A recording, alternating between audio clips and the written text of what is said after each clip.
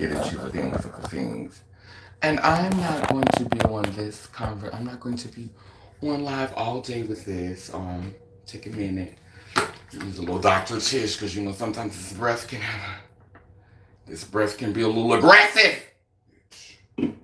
Aggressive.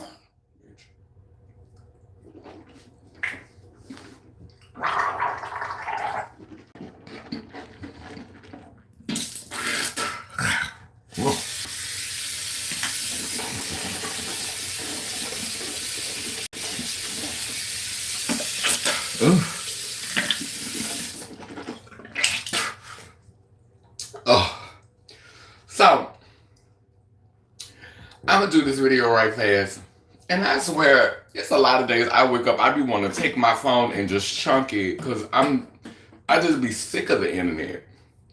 If it wasn't for a little coin that I had to track and family members that I needed to check on that I don't get a chance to see in person every day, I just wouldn't be able to navigate these cyber streets like that. Because it just seems to be becoming just more and more the case of buffoonery. But I'm out here with my family, really, really trying to focus on just, preparing myself for this event we got coming up in October. We're going to be doing postcards from over the edge. And this is going to be a big production. So this is going to be one of the biggest productions that we've had the opportunity to do. Shout out to the Trans Justice Fund for making it happen. Yes. But yeah, and it's been really hard for me to like have any type of discipline like with my body. Being out here with my family who are avid meat eaters, and chill, it's been really hard for me just to continue to be disciplined and just to make the right choices, body wise, yeah, it's been really hard because the girl been eating, and I'm not gonna sit up here and act like I've been eating all fruits and vegetables because I haven't. But anyway, I want to talk about the whole monkey business thing. So I'm looking at the footage of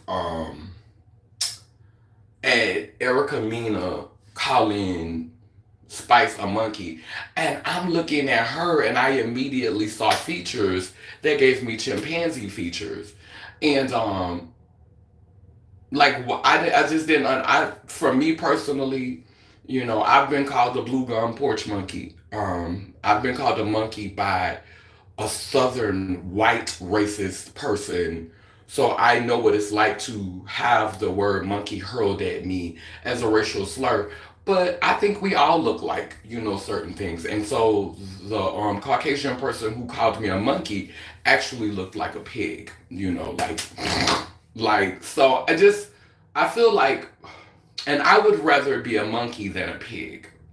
And so, like, I think we all look like, and monkeys, for the most part, are not, livestock, bred up directly on the plate. Like, we're not eating monkey meat at the store. Like, you can't go and just get monkey meat from the store, but you can go and get some bacon. So, I just feel like that's for me, I'm not invested in, um, being upset and being but hurt over being called a monkey.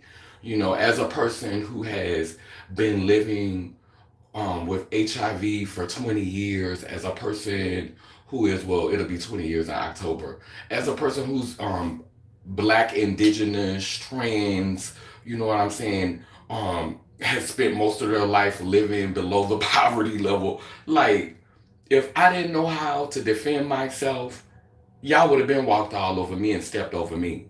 You know what I'm saying?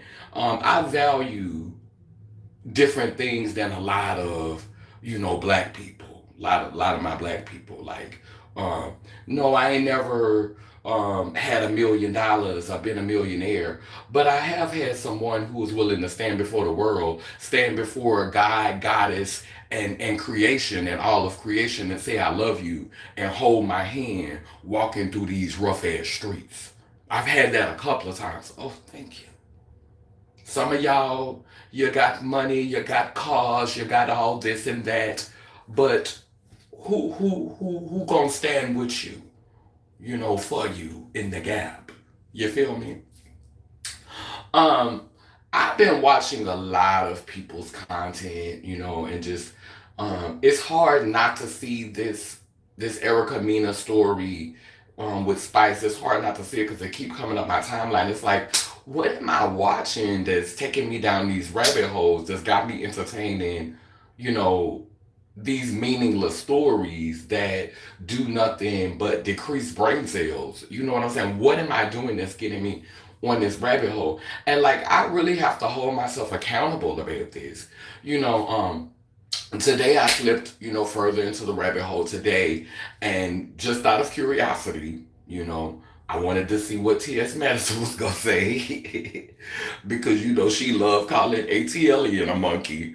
So I wanted to see. I noticed that she had a video that was segmented, her speaking about the monkey thing, and I've never called anyone a monkey. I'm not above it. I'm not above it. But I don't call people monkeys because I know, the heritage or I know the story behind calling people monkeys. So I really don't entertain calling people monkeys. But if you call me something, then I'm more than happy to call you something back. And so I was very curious about what she had to say. And during the conversation, Samantha James came into the conversation. And, people were saying that Maddie should have, donated some money or, we can't tell her how to be as a human being. But you can ask yourself what it is about her that causes you to keep giving her all of this life when you know that she don't really have grace for people. Like from what I hear from her, I don't think that she's evil, but she really don't have grace for people. Like once you get on her bad side, that's a wrap. It's over, bitch. You could die, bitch, for all she care. Like bitch, you could go straight beyond hell, And for me, I have to ask myself, like, while I listen to it and I understand it, is that what I want to invest in mirroring? Is that what I want to invest in channeling? Is that like having this, I not having grace for people? Like just not like once you piss me off, once you make me mad at you, I don't have any grace for you. That's it. Like, do I want to live in a world where if someone offends me or talks about me or hurts me or upsets me, this is now my permission to just become the reincarnation of Beelzebub. Like now, because you fucked with me, now I don't have to have no grace and I can just unleash the fury of the deepest parts of Tartarus on you. Like that for me is a bit much. So I think that Samantha James was getting high. Samantha James was in survival mode.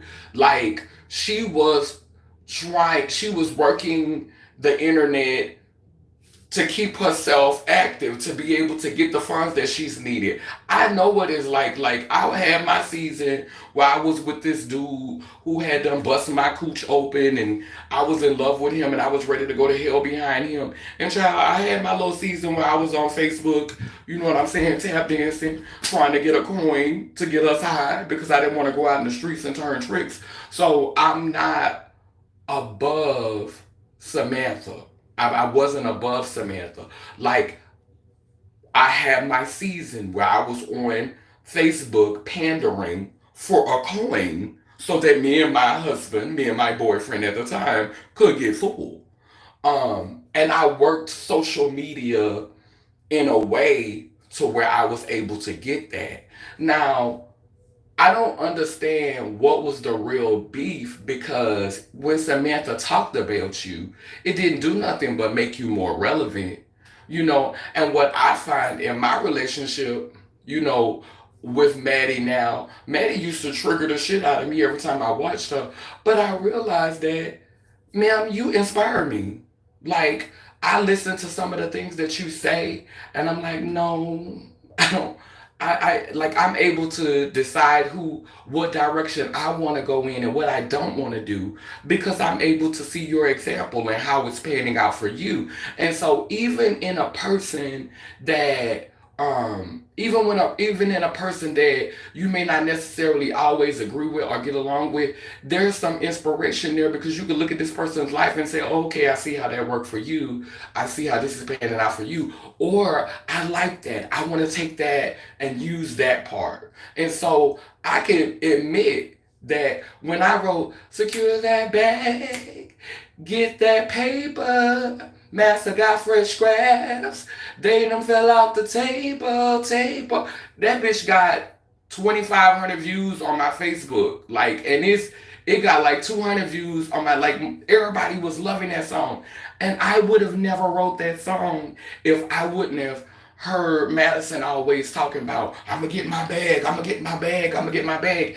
And it was like, it aggravated me to the point to where I went and wrote about it. And so even when people like this is what we have to admit. Sometimes people who are saying negative things about you, people who are challenging your character, people who challenge you indirectly or directly, sometimes it's your motivation. Sometimes it motivates you. Some of us, if we didn't have somebody to be mad about, if we didn't have somebody that talked down on us, if we didn't have someone who said we couldn't make it, if we didn't have someone who didn't believe in us and said we couldn't do it, we wouldn't be shit. We wouldn't amount to shit. It's the people that have doubted you. It's the people that have second guessed you. It's the people that did not support you that motivate you to get out there and get it. Let's have that conversation. Let's have that conversation. Let's expand our awareness. Let's expand our consciousness. Let's step outside the box. I'm thankful for the people that have wished ill on me and spoken against me. Because in spite of it all,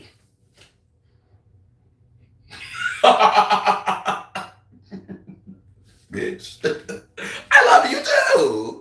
I'm thankful for you. I'm thankful for you. Like, it's not just people who wish me well. It's not just people who want to see the best. It's not just people who genuinely believe in me that propel me to my destiny and my greatness. And I also would like to thank my haters. I would like to thank you for doubting me. I would like to thank you for your negative. Oh, you gonna get that shit and die. You going to hell. You. Don't nobody love you. You ain't a real man. You ain't a real woman. You should have stayed a man. You shouldn't have transitioned. You this, you that. Like all of that. Having to transmute that. Having to overcome that. The creator, God, Goddess, will take the ugly moments in your life, the low moments in your life, and show you who the fuck you really are. So, I think that Samantha James, even in her, even in her challenges, her struggle, her turmoil, um, she helped to magnify the star power of Madison because their beef created more of a conversation, more dialogue. It propelled one. It helped. You know what I'm saying? So, like, even in the negativity, like ugly situations, child, that's an opportunity to transmute energy. And so I just wanted to just, like, but as far as this monkey thing, we can't get mad at another race for talking about I don't like when non-black people say monkey.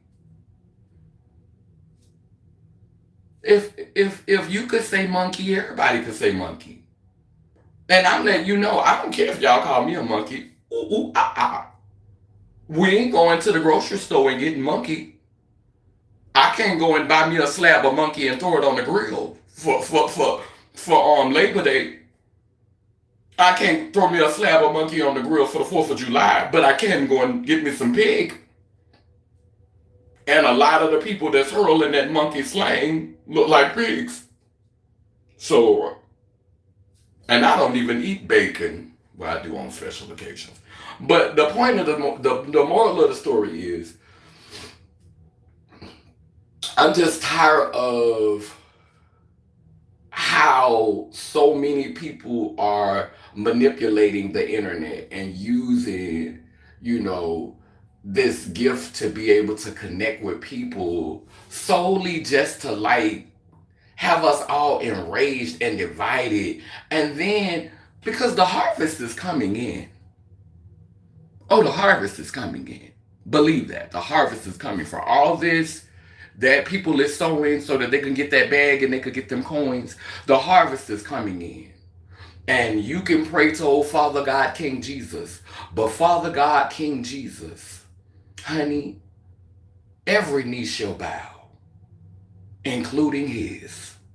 Because guess what? There's another part of him that we have not been talking about. And that's that divine feminine aspect.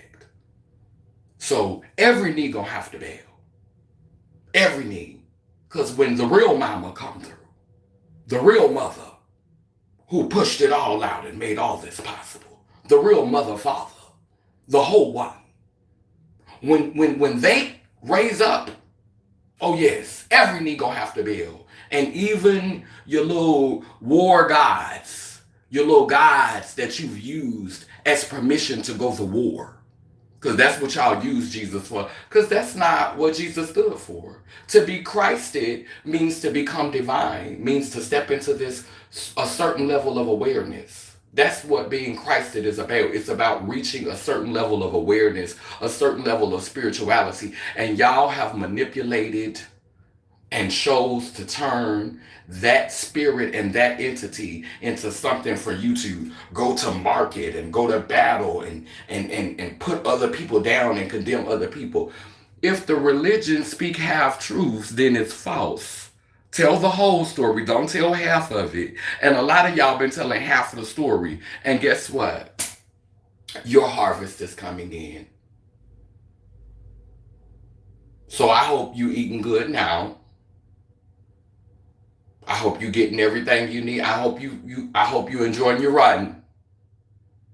But the sun cannot shine on the same group of people forever. It moves. And so as the sun moves from here, it's moving over there. And it's going to be time for your night. It's going to be time for your night. So you praised King Jesus. You lifted King Jesus all the way up. But you wasn't lifting up the divine. You were lifting up an aspect of the divine. But you weren't acknowledging the whole one. You were not acknowledging the all. You weren't.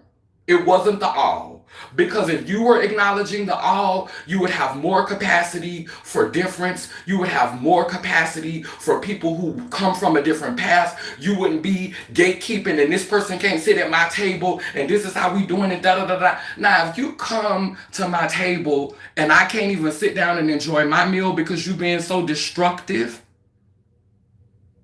if I can't even sit down and enjoy my meal, then yeah, we do got a problem. But I'm not gonna turn somebody from my table simply because I don't agree with everything that they're doing.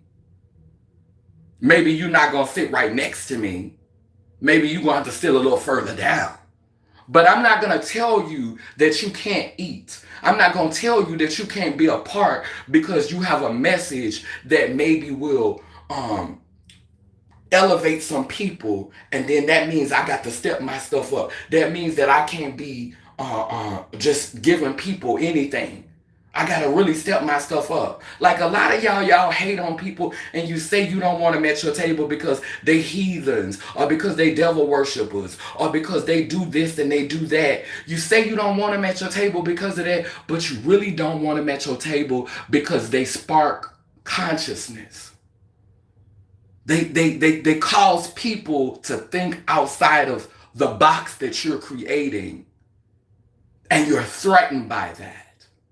And that's why you gatekeep. You don't gatekeep because you sincerely have the vested interest of the people that are drawn to your light and your platform. You gatekeep because you don't want to have to step your shit up. Period. So, for those of you who have been compartmentalizing the spirit for your capital gain, let me say that again. Those of you have been compartmentalizing the spirit for your capital gain, your harvest is coming in. So enjoy, live your best life, do what it is that you do. But again, the sun shall not shine on you. As we move into the winter months and the sun moves further away from our part of the earth, and it starts to get colder in these southern areas, seasons are shifting, things are changing. Yeah, everybody. I don't want a season. I want an era. That's why I stayed to the back of the bus for so long. That's why I let everybody else run in front of me. I was back there like that. I said, "Oh, y'all go ahead. All right, y'all go. Oh, child, wait. Y'all go ahead. I'm coming. I'm gonna catch up with you. Y'all go ahead and run in the front and enjoy y'all day, cause I'm waiting for mines. And when my era begins, I'm going to step into it like this. Wait, hold on. I'm gonna say."